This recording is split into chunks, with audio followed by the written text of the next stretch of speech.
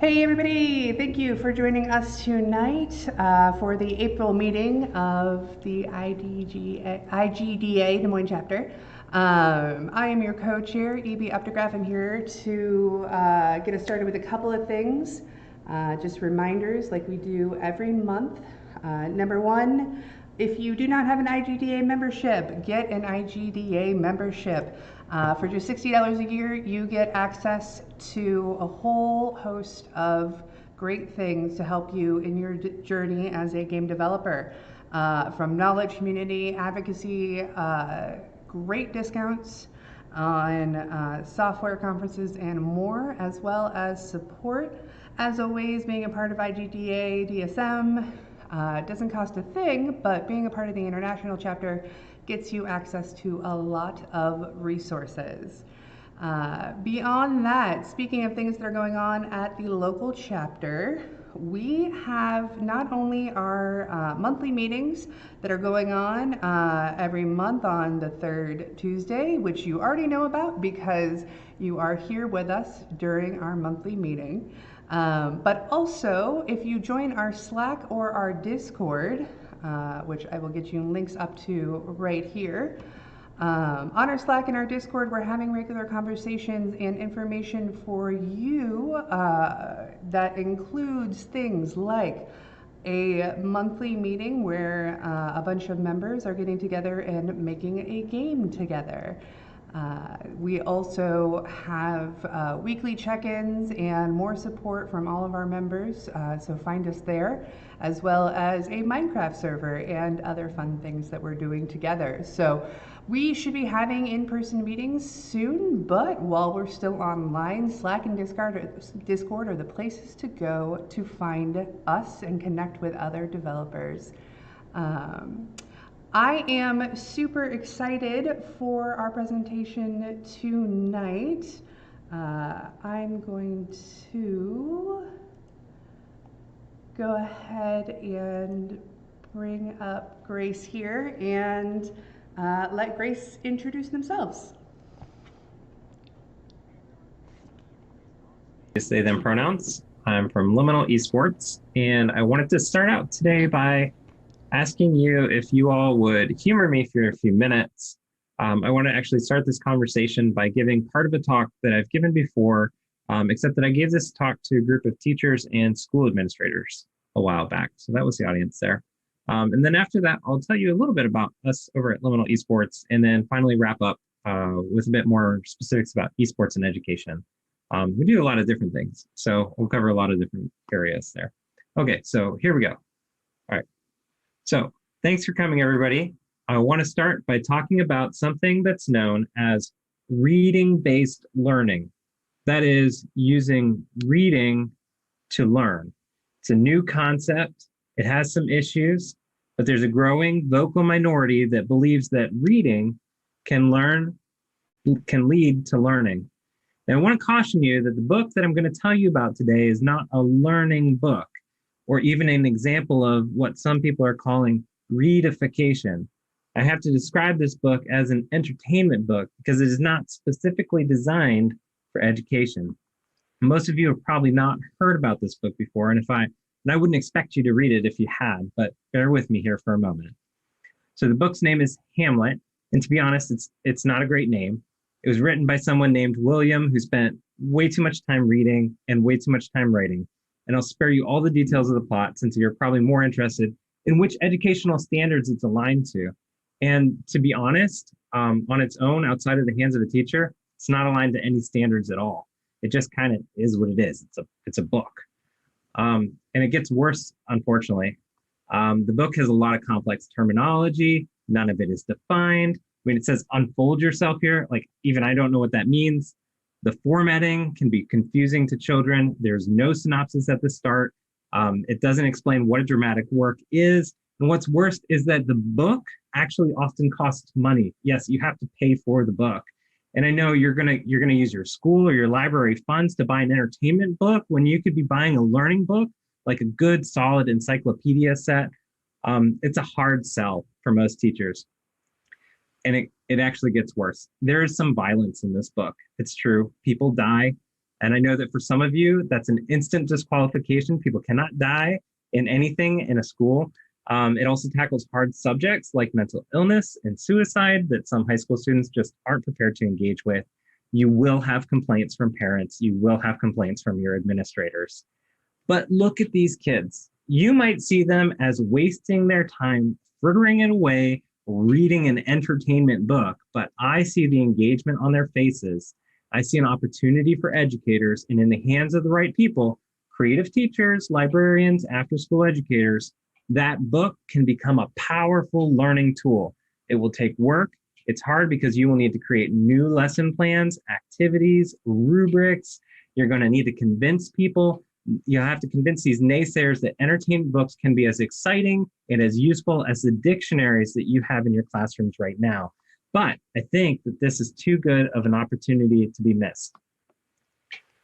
So now let me say that it's nothing short of absurd that we can look at this picture and see it as a learning opportunity, and then look at this picture and see it as a waste of time, right? So we in the education field use words to be polite about this. We call things game-based learning or gamification or learning games because so many schools fear to use fun games in learning environments. We act as if something like this could never possibly be used to teach, right? If you see this on a student's computer, they're wasting their time. While something like this, which is a scene from Midsummer Night's Dream, is so chock full of educational content that we have to trick students into caring about it. And now I'm not necessarily going to go on the record and say that Blizzard is today's equivalent of Shakespeare, but at its core, we have a mismatch in how we're approaching these two different types of media. And so I put a question like this up here, knowing that it's a really controversial statement in education, knowing that if I ask the same question about any other form of media, a text, radio, film, music, this question will not be controversial, right? We've gotten over that hump when it comes to all other forms of media. But there's something about games, something inherent in how they interact with us in our society that makes us treat them differently for some reason. And frankly, I don't have a good explanation of why we can't use entertainment games or fun games in these settings. So what is the barrier? Why is game-based learning a niche topic? And why is the use of games in learning environments still so often considered a taboo thing? Okay, so that's my pitch. That's usually my pitch to educators and all of that, and has been in the past. And I gave that talk 5 years ago, actually, to teachers, professors, librarians, school administrators, as a representative of the government, as part of the U.S. Department of Education. And it really, I thought, when I was going back through some of my old slides, I was like, that really sums up the challenges that myself and the broader field have had with just even bringing these two topics of games and education close to each other in mainstream education. Now, I'll say that we've actually seen a ton of progress over the last 5 years, but I want to pause here, and I'm going to start. I know this is like the third time I've started this talk. I'm going to start like one more time. So hi, everybody. I'm Grace Collins. I'm the co-founder of Liminal Esports and Snowbrite Studio. We have two names. We have a lot of names. I don't know what's wrong with this. We just have a lot of names. So you can see our websites here, and you can see our email. You're welcome to get in contact with me, and I'm on Twitter too. Let me tell you a little bit about us. This is the second part that I had told you about. So we're actually a mission-driven organization. We're a for-profit, but we're mostly a lot of federal civil servants and other folks that have a hard time focusing on the profit part. So our mission actually is that every student should be a part of solving the biggest challenges of today and tomorrow. That's like, whoa, that's a big mission. And I'll tell you that it was a mission for a lot of us when we were in the Obama administration, and afterwards, some of us stayed on into the Trump administration. And then when we left, we were like, do we have to stop doing good stuff? And we were like, no, I guess not. Let's just make a company to do it. So that's where a lot of our stuff comes from. We're actually a pretty strange crew. I actually am the co-founder. My other co-founder is Nika Newer. You might know her. She's the IGDA Foundation Executive Director right now as well. And we have a whole bunch of different people. Again, a lot of federal civil servants, people who used to work with me at the Smithsonian, as well as some other folks who are just out of college. It's a good group with a lot of different backgrounds. We have artists, developers, evaluators, and researchers, because that's what it takes to create an educational game, which is not a great thing, right? Because we need all these different perspectives and all these different peoples that go into it. So it takes a bit of effort. So I told you like this big goal that we have. One thing that we try to focus on a lot is gender representation in STEM. And if you're not in education, STEM is kind of a weird word. It stands for science, technology, engineering, and math. They lump them all together and they call them STEM. And so you'll see here a chart, STEM degrees, people who are graduating from college with one of those types of degrees in the United States.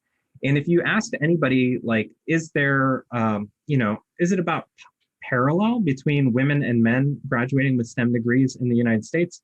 You might think that it's close, or you might think that, well, maybe it was far apart in the past, but now it's getting closer. But as you can see here, this is 10 years of data. And we actually still every year have about a 250,000 student gap each year, right? So there's 250,000 more men graduating with STEM degrees than there are women, which is kind of weird, right? Because the gender split in college isn't super off. And this is actually data directly from the U.S. Department of Education. And there's another blip here. You might notice there's only 2 lines. So non-binary folks like us, we're not even counted. So there might be actually 0 non-binary people who are graduating from STEM degrees each year. Not really sure. So that's a problem that we're trying to set out to solve a bit, to make sure that everyone has access to these STEM degrees and to that kind of pathway. Why are we doing this? Well, for one thing, we've seen that a lot of parents believe in that, right? So like you can see some of the stats here, right? Virtually all parents believe that STEM education should be a priority for the United States. That's a heck of a mandate, honestly.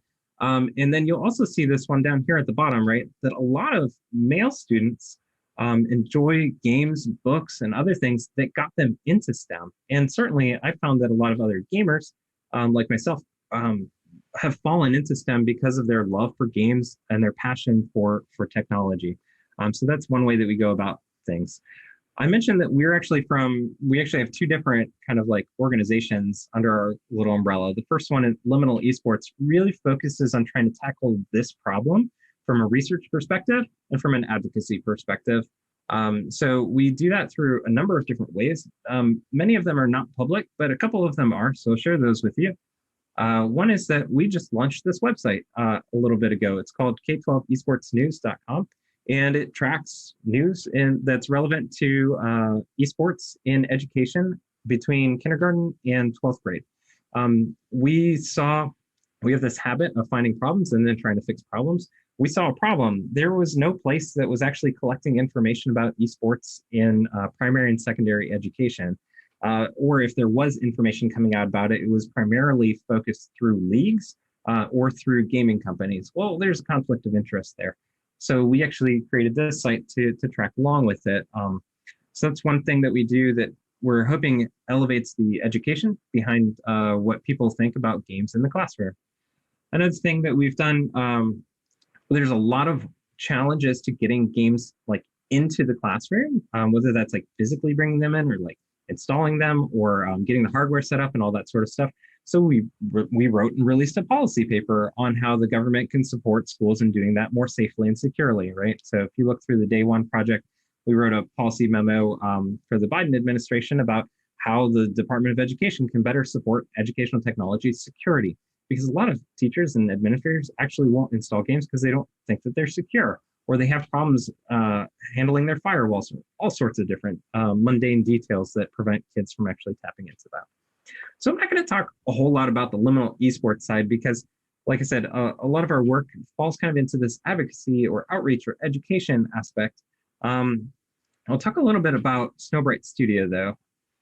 So as you can see, totally different branding. So Snowbrite Studio, we figured out that as we were building liminal esports and as we were collecting all of this research, we needed something to do with it. Because we would pass on the research that we were doing about education and games to AAA companies and other folks, and they would say, that's interesting, right? Which is great. Maybe we'll get you on the docket for next year's patches or things like that. But in the meantime, we had kids graduating every year. So we kind of said, okay, we have to actually do something with this research now if we want to make an impact on students. So we said, well, we might as well make our own games too. And since it's kind of weird having a research company publish games, we made a studio to do that. So I won't go into the games too much, although I'm happy to answer questions about them. But these are three of the titles that we've been working on right now. So you'll see the two cats, that's Ari and Zoe. They're time traveling 80s cats who teach you how to learn Unity, which I'll show another slide about. That's Doran, the Hop Top Wizard, and he is that's from our game Enchanted Forest, which focuses on environmental science and particularly targets kids with neurobehavioral disorders like ADHD and autism, and providing them with environmental science content within a place that supports their executive functioning as well. And then the third one there is from our AI learning game, Tiny Sprites. And our argument here is that kids don't think that it's magic when the lights turn on in their house. At least they shouldn't, right? Like they might not fully understand how the power gets from there to there. Like I have the Magic School Bus book, so I get it, but like they might not. So they don't think it's magic, right? They don't think there's a wizard on the other end. They don't think it's magic when their car turns on. So they probably shouldn't think it's magic when Netflix recommends them something that they would like, right? But they do. They feel has that kind of like, how did they know that? It must be wizardry sort of thing. And so Tiny Sprites is there to kind of address that problem, and in a no coding interface too, because way too often artificial intelligence is treated as like, well, that's your upper level elective in your senior year at high school. And AI is so important right now. We need to actually start that education much, much younger. So those are an example of, those are areas that we found are needed. Those are areas that during our research, we were like, okay, this needs to be happening, and more messaging needs to happen around this. And particularly, it needs to be supportive of people of different genders so that we have everyone working on this problem. This is the last slide about Snowbrite Studio. But so this is our Time Tales game, which I promised you I tell you a little bit more about. I thought it might be relevant since many of you use Unity as well.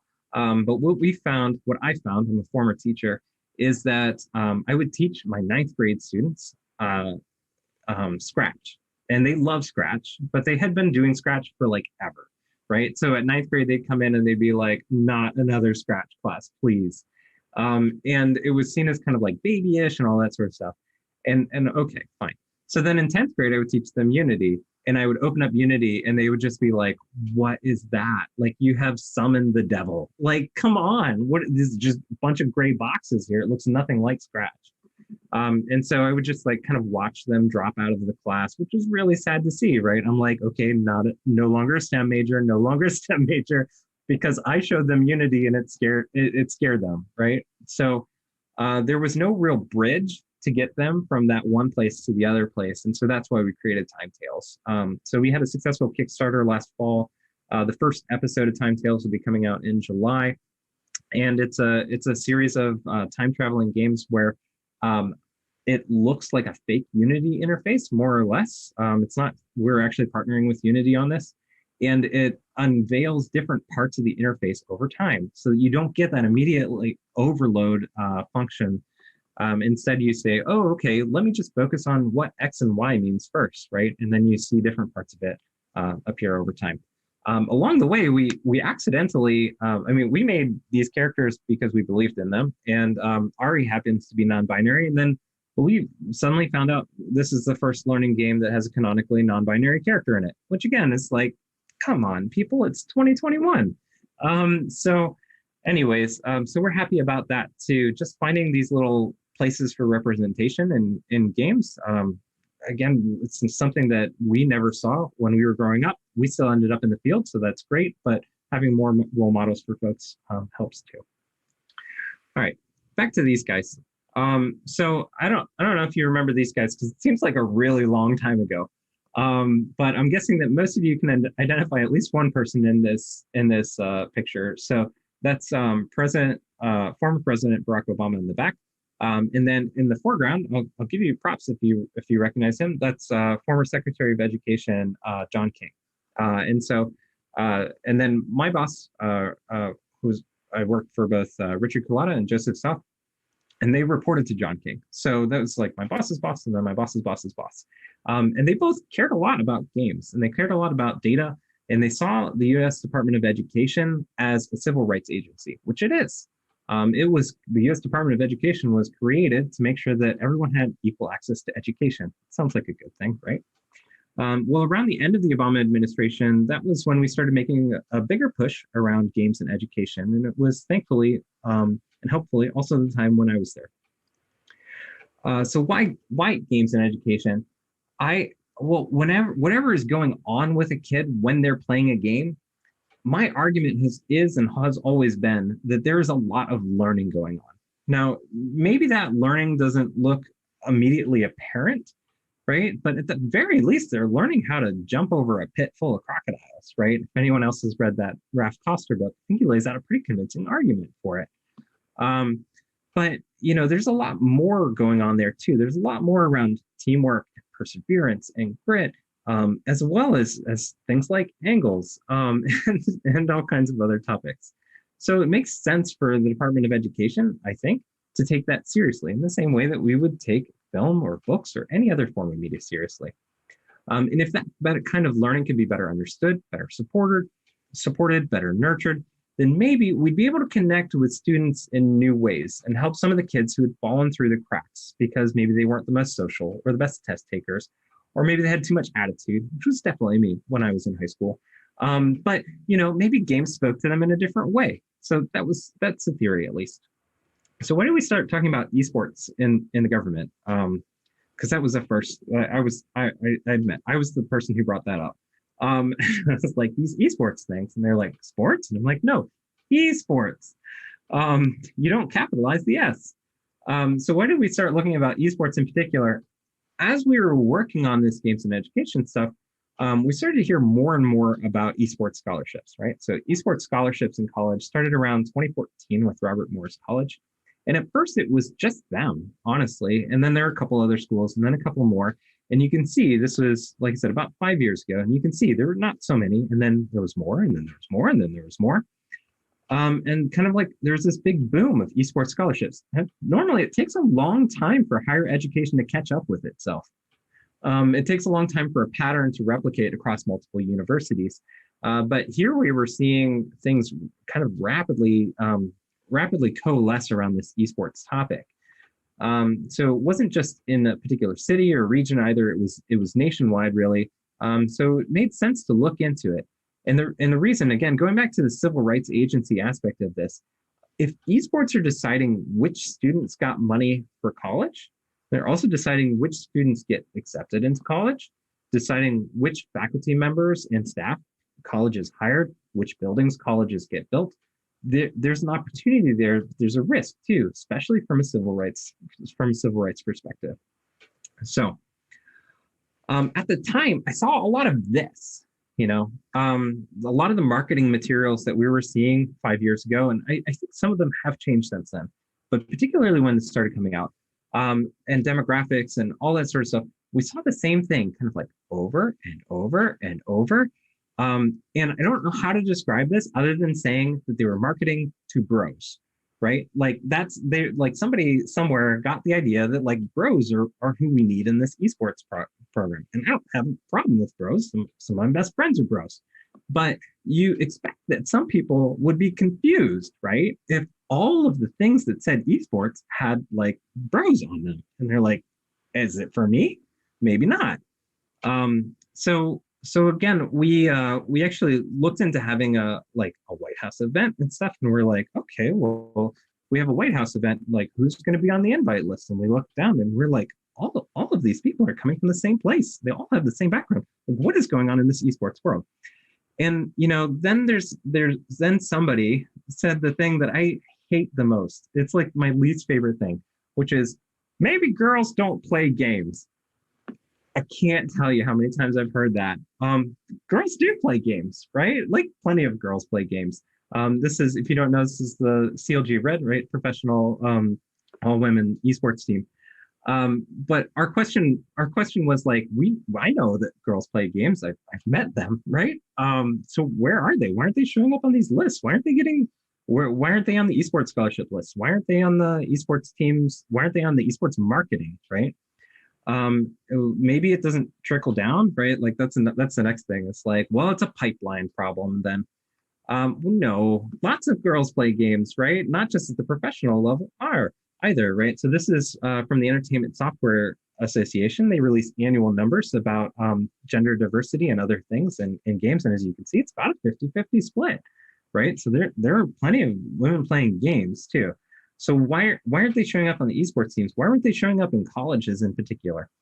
All right, so bear with me. Yeah, I know I've asked you to bear with me like 5 times already, but it's a little bit of a leap. All right, so because this is the part where we talk about Die Hard, because Die Hard is a fantastic movie, right? It's got action, it's got suspense. Really, you're gonna have to stick with me for a minute here. It's got like throwing Alan Rickman out of a building. It's got some holiday jingles in it. And the one thing that Die Hard doesn't have a whole lot of is women, and there aren't a whole lot of women in it. And to be fair, there aren't as many women fans. There aren't as many female fans of Die Hard as male fans. And you know what? That's okay. Like, it's okay to have a movie that more men like than women. The problem for me and the problem for like the Department of Education is when somebody decides to make like a Die Hard fan club and you run Die Hard movie nights and you say that the people who spend the most time learning about Die Hard get college scholarships. And then you start seeing more and more of those people go, right? That's great for them, but you're missing people. No matter how great of a movie Die Hard is, you're going to be missing people. I don't know if that analogy makes 100% sense, but I hope you're with me because I think it'll clarify. If you're still a little lost, it'll clarify in a little bit. And so we see this time and again in esports, right? Where are all the girl gamers for game X or game Y? And the response usually is, we need to do more outreach to girls, right? They don't understand what they're missing. And I want you to understand that doing outreach to women for a game that is primarily popular for men is kind of like running around a school trying to convince girls that Die Hard is a Christmas movie. And as you can see from the factual data that I've provided here, a lot of them just are not buying it. So I call this the Die Hard problem, right? Like if you set up an esports club if you set up a film club, right, and you advertise that the first movie is going to be Die Hard, you're going to get a certain group. And if you ask that group what they want to see the next time they come, they're probably going to say Die Hard 2. And if you ask them what they want to do after that, they're probably going to say Die Hard 3, right? And you get this self-fulfilling cycle where you have the same type of people coming in again and again and again. And that becomes the identity. And that becomes the club that it is. And it's not fair to say that like all films are for men, right? Like just based on a sample size of one.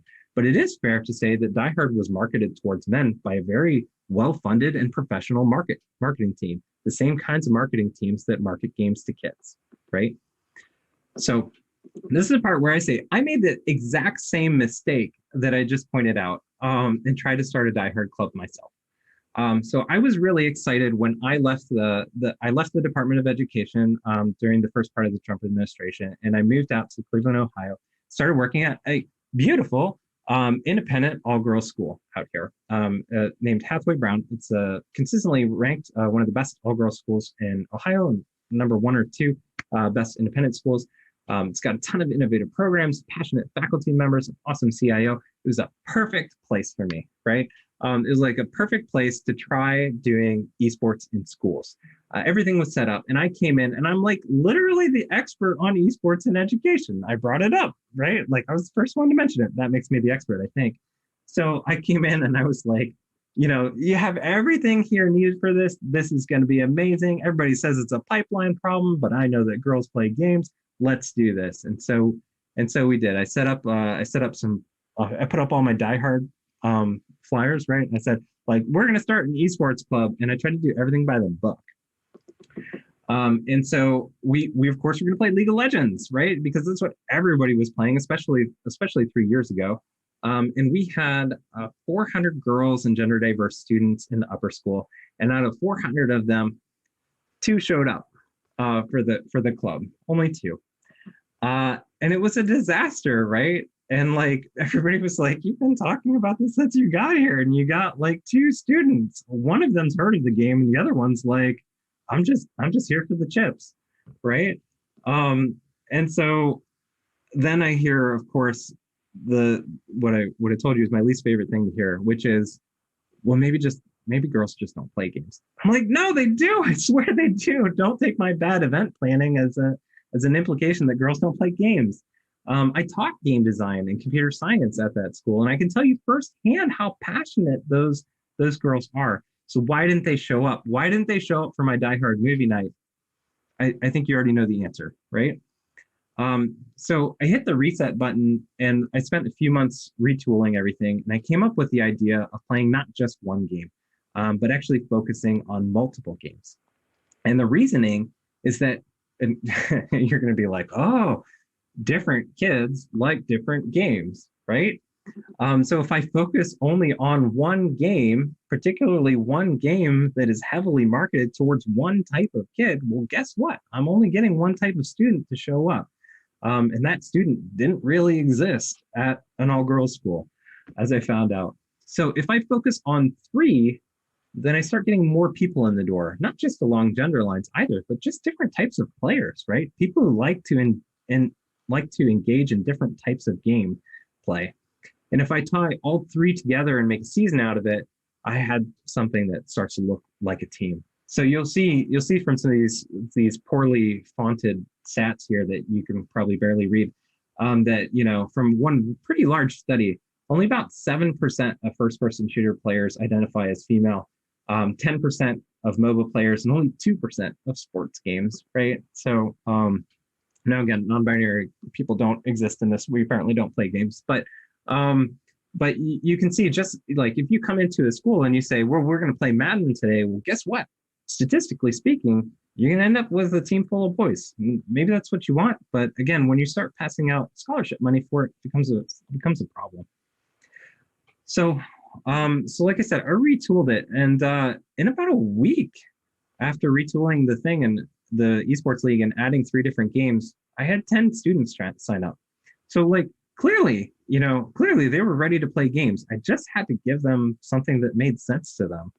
And these weren't traditional girly titles either, right? Like we weren't playing like Barbie rides a unicorn into space. We were playing like Hearthstone and Heroes of the Storm. We were even playing Rocket League, which again, like they grumbled about it, but like because again, 2% is what I was working with there.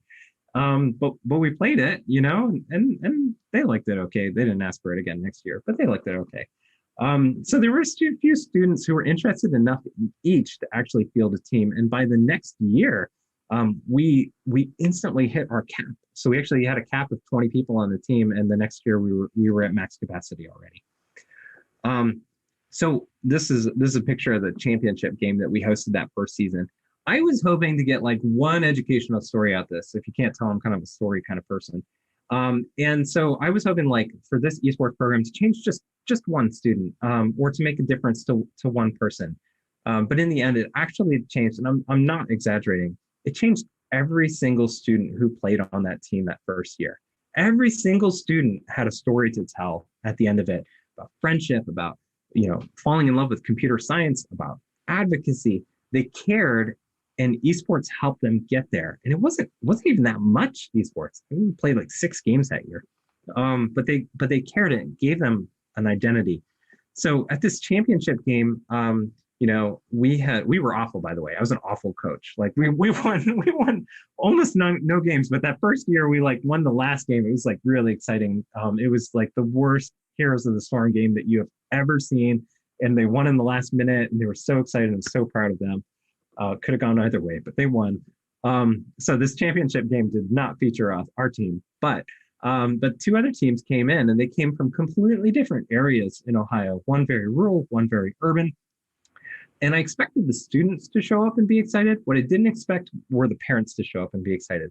And did they show up? They literally showed up in a bus. Like, I'm not even kidding. Like a bus pulled up to the school and parents started pouring out. Not only that, but they showed up 45 minutes early for the game as well. I was still like throwing tablecloths. As you can see, I did not get to these tables by then. And I said, why are you here? Parents in a bus? Like, why are you here 45 minutes early for this like 4 hour event? And one of them came up to me and said, this is what they said to me. They're like, this is the first time my kid has done anything.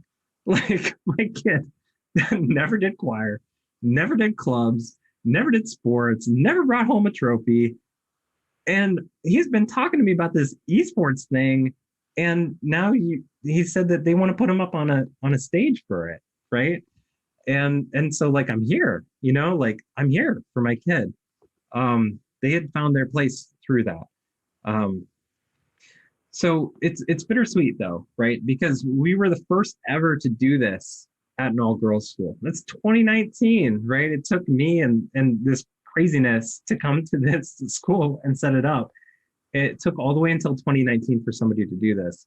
And these students had benefited so immediately and so much from something that was so small, allowing them to play 6 games over the course of a year, right? And the next thing I know, one of them who didn't even like computer science at the start of the year was like coming by after school, laying wires, had set up a vMix machine with 15 feeds streaming live on Twitch. I'm like, I don't even want to stream and figure this out. Just like, I got it. It was a small thing, but it became something that changed their lives, honestly. And like I said at the start of this, we started looking at esports at the Department of Education because it's a civil rights issue. 5 years ago, we were worried that this new trend that was starting up in colleges and higher education would lead to an esports scholarship gap, lead to yet another scholarship gap that once again put fewer women in STEM fields, and an even greater gap for gender access. And so this report came out last month. We were right to worry, right? So based on some of our research and work and advocacy at Liminal, the Associated Press went out and did their own independent study, which showed that 90% of esports scholarships are going to men. And so this was pulled through public records requests submitted to a sample of universities across the United States. And it's not like when they asked me, I was like, they're like, isn't this shocking? And I'm like, no, this is what we've been saying for years. Like, if you give scholarships for Madden, guess what? Like, you're giving scholarships to boys. And again, that's not a bad thing. It's okay. But like, we need to consider some of the civil rights implications at the same time. We've always done that through Title IX for sports programs. Why aren't we doing it through esports programs too? We as game developers know how much of an impact games can make on someone's life. And as a teacher, again, I've seen how games and esports can put someone on the fast track to a career in science and technology. There's a huge opportunity here, right? And that's how I want to think about it. I don't, some people flip this around and they say like, oh, it was push down the men or something. No, like there's this huge opportunity for everybody to be playing games, right? There's a huge opportunity for all the girls, and yes, even the non-existent non-binary people to be playing games too, and to get more STEM degrees and help us with these really critical science and technology problems that our nation's going to be facing, like, I don't know, artificial intelligence and climate change and other things. We need more people involved in STEM. Games are a great pathway for it. There's a huge opportunity here for us to address that, and that's through games. So this is anticlimactic, I guess, but that's my presentation. That's my pitch. Thanks for coming to my TED Talk. This is why we continue our work and our advocacy at Liminal Esports.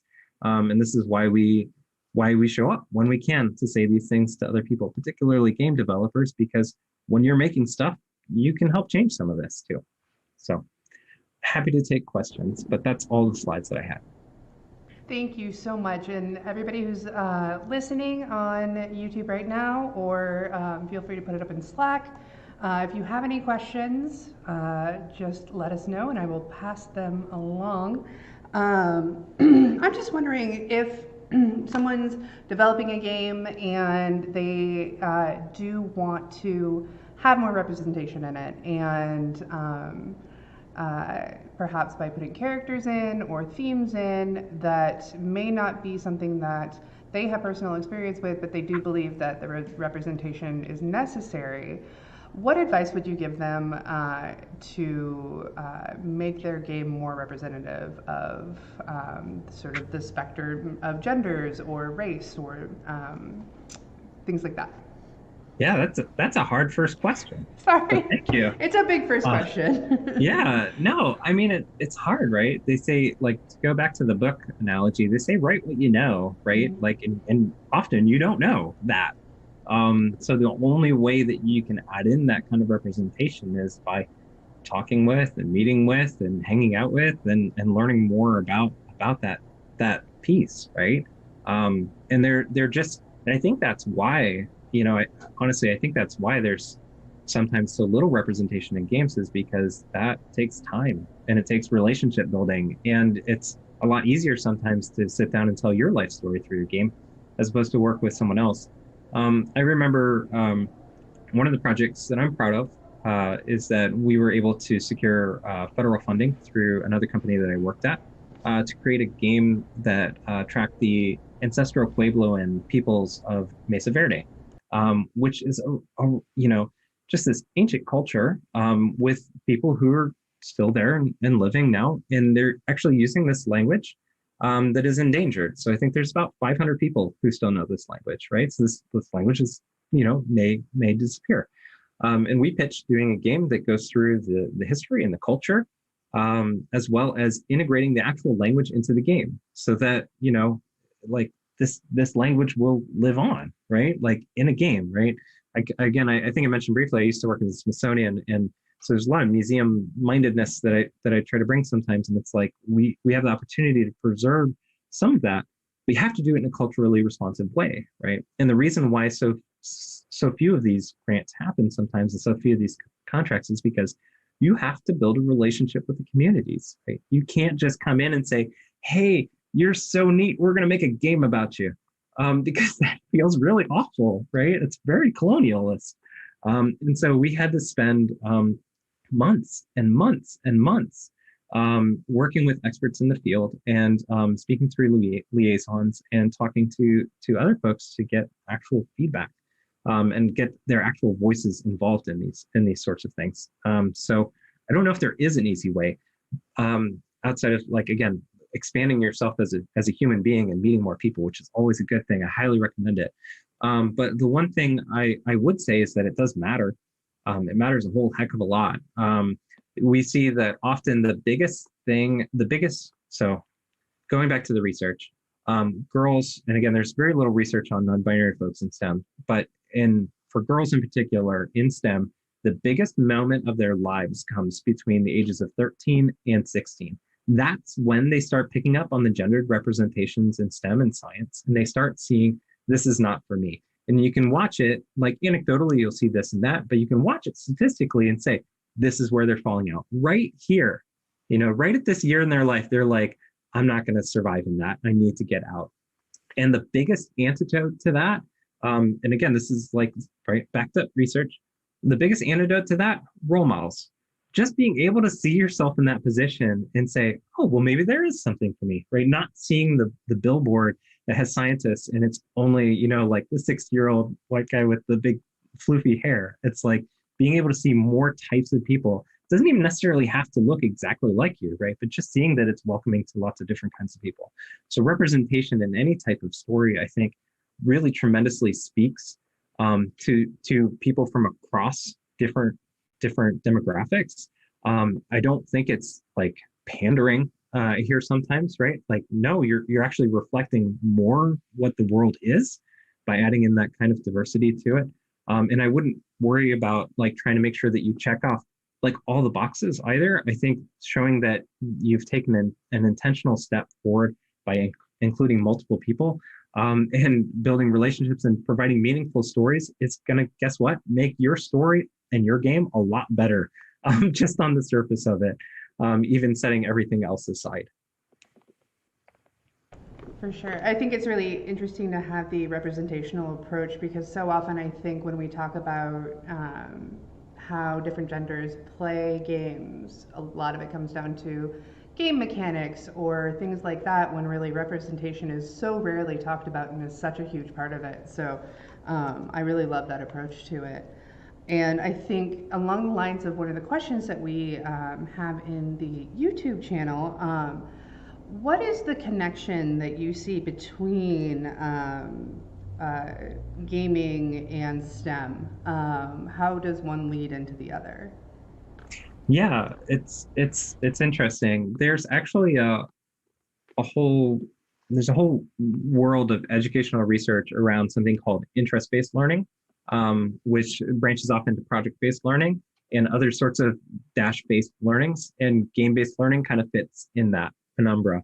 And I think that what you're really looking at is that games can spark imagination. Games can spark interest, right? And so my biggest like one of my favorite pet theories in education is actually called Homago. So hey, it's by Professor Mimi Ito, who's out in University of California, Irvine, and it's like hanging out, messing around, geeking out, right? So like and this is how I set up a game lab in the high school where I used to teach. Hanging out, right? You make a space where students can come and hang out, right? They're not there to do a specific thing. It's okay for them to be a little bit silly. Like they just hang out, messing around. You set out a bunch of weird things, like things that like it's okay to touch and just mess around with a little bit, right? So I put out, like a classic NES, and I put out not a stress ball, a carpal tunnel ball, right? And I put out like a pinata, and I put out a couple board games, and eventually they just kind of get around and start messing around with stuff. And then eventually they find something that they care about, and that's when they do the deep dive. That's when they start going into the geeking out realm, right? So you're not going to get. I really dislike when people say like, well, you play the game and then you become a computer scientist. Like, no, that's not how it happens, right? Like you play the game and it sparks an interest in you. And that leads to a lifelong passion for something. And for some students, that's going to be STEM. Just naturally, some of them are going to say, like, I want to make a game like that. How do I program? Right? Like that's one that's obvious. We played a competitive game that was on drone racing, right? And so then we had some students who were like, that was a lot cooler than I thought it was going to be. I'm going to go home and build a drone, right? Which is the first steps towards robotics. We had plenty of other people who were like sitting there in the back, like sketching everybody as they were doing stuff, right? That became their geeking out. Like they came to hang out, they messed around with some stuff. They found that what they really like to do is put their headphones on and do sketches of game characters and other people while they're hanging out there. That's perfectly fine too.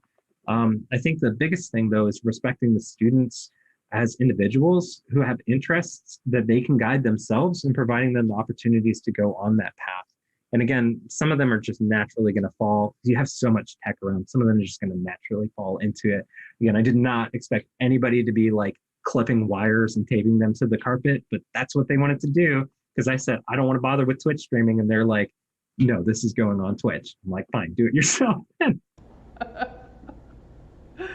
Love it. We have one question about the reports that Liminal Esports puts out. Are those available to the public? Are they behind a paywall, or is there some way people could get a hold of those? Well, we're not profit seeking enough to paywall anything.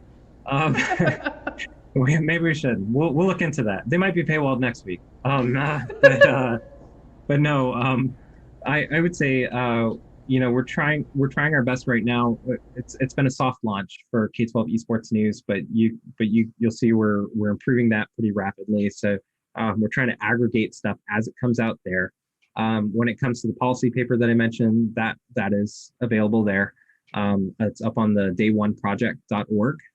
That's a whole bunch of science and technology policy proposals for the Biden administration.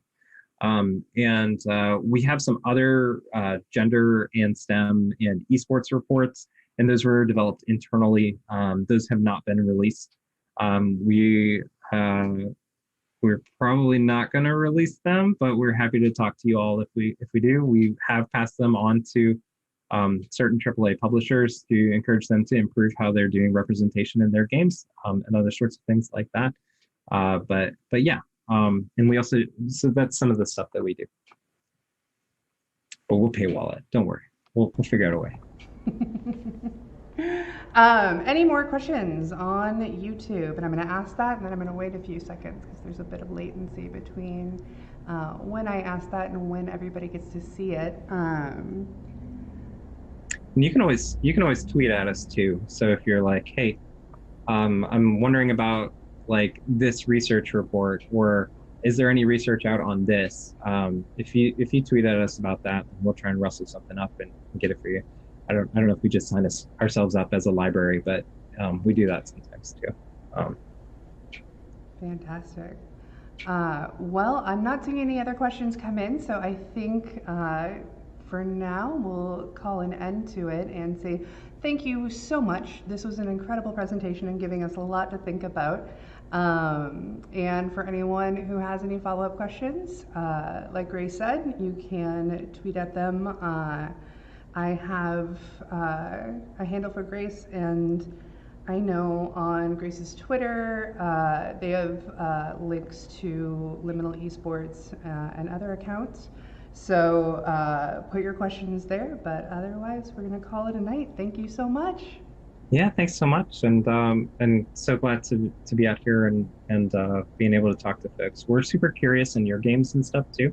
So feel free to just shoot us if you're working on something. Feel free to shoot it over to us. And like I said, if it's competitive or esports related at all, let us know and we'll post about it on K-12 Esports News. We've already done that for some Kickstarter games and stuff like that too. Just trying to make sure that people can get seen.